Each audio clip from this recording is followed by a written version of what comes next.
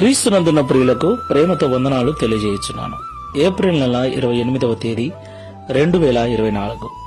ఈరోజు దేవుడు మనకు చేస్తున్న వాగ్దానం ఏమిటనగా, కీర్తనల గ్రంథము 107వ కీర్తన 13-14 చరణాలు.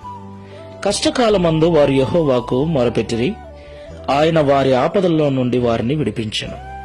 వారి కట్లను తెంపివేసి చీకటిలో నుండి మరణాంధకారములో నుండి వారిని రప్పించెను. ఆమేన్. నా ప్రియమైన సహోదరి సహోదరులారా, ఇశ్రాయేలు ప్రజలు ఐగుప్తులో అనుభవించిన బానిసత్వం ఎంతో భయంకరమైనది.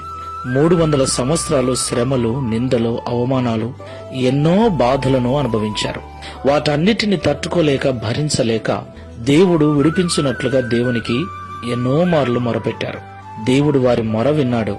వారికి కలిగి ఉన్నటువంటి ఆ భయంకరమైన పరిస్థితి నుంచి వారిని విడిపించాడు. చీకటి కట్లన్నీ తెంచివేశాడు. అక్కడ అనుభవిస్తున్న ప్రతి శ్రమ నుండి విడుదల కలిగించి శ్రేష్టమైన పాలుతెనులు ప్రవహించు దేశంలోకి నడిపించాడు. దేవునికి మహిమ కలుగును గాక. ఈ మాటలు వింటున్న ప్రియ సహోదరి సహోదరుడా, దేవుణ్ణి అనుసరిస్తూ దేవుని మార్గంలో నడుస్తూ నిందలు, అవమానాలు, బాధలు భరిస్తూ ఉన్నట్లయితే బాధపడకు. ఇశ్రాయేలీయులు తమ కష్టకాలములో మొరపెట్టినట్లుగా నీ శ్రమలలో, నిందలలో, అవమానములలో నీవును ప్రార్థించినట్లయితే, ఉపవాసం ఉండి దేవునికి మొరపెట్టినట్లయితే, ఇశ్రాయేలీయుల మొర విని వారిని విడిపించిన దేవుడు నిన్ను, నన్ను కూడా విడిపించటానికి సమర్థుడు. ప్రార్థన చేయటం మరవకు.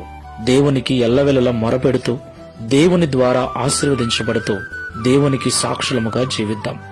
ప్రార్థన చేసుకుందాం. పరిశుద్ధుడా, ప్రేమగల తండ్రి, మీకు స్తోత్రాలు నాయన. ఇంతవరకు మాతో మీరు మాట్లాడిన ప్రతి మాటను బట్టి వందనాలు చెల్లిస్తున్నాం.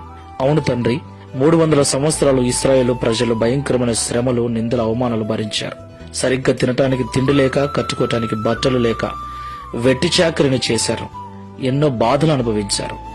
వారి బాధ భరించలేనంత ఎక్కువై ఆ బాధ నుండి విడిపించమని నీకు మొరపెట్టినప్పుడు వారి మొర విని వారిని శ్రమ నుండి విడిపించి బాధను తొలగించి శ్రేష్టమైన దేశంలోనికి నడిపించిన దేవుడవు.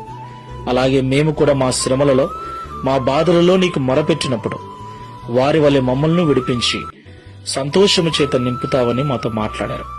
ఈ ప్రార్థనలో ఏకీభవిస్తున్న వారిలో ఎవరైనా అలాంటి పరిస్థితుల్లో ఉన్నట్లయితే ఇశ్రాయేలు ప్రజల వలె నీకు మొరపెట్టి వారి వలె విడుదల పొంది శ్రేష్టమైన జీవితం అనుభవిస్తూ నీకు సాక్షులుగా బ్రతుకుటకు సహాయం చేయమని, దావీదు వలె మేము కూడా నిన్ను గూర్చి లోకానికి సాక్ష్యం ఇచ్చినట్లుగా నీకు సాక్షులుగా నిలబెట్టుమని యేసు నామములో ప్రార్థిస్తున్నాము తండ్రి.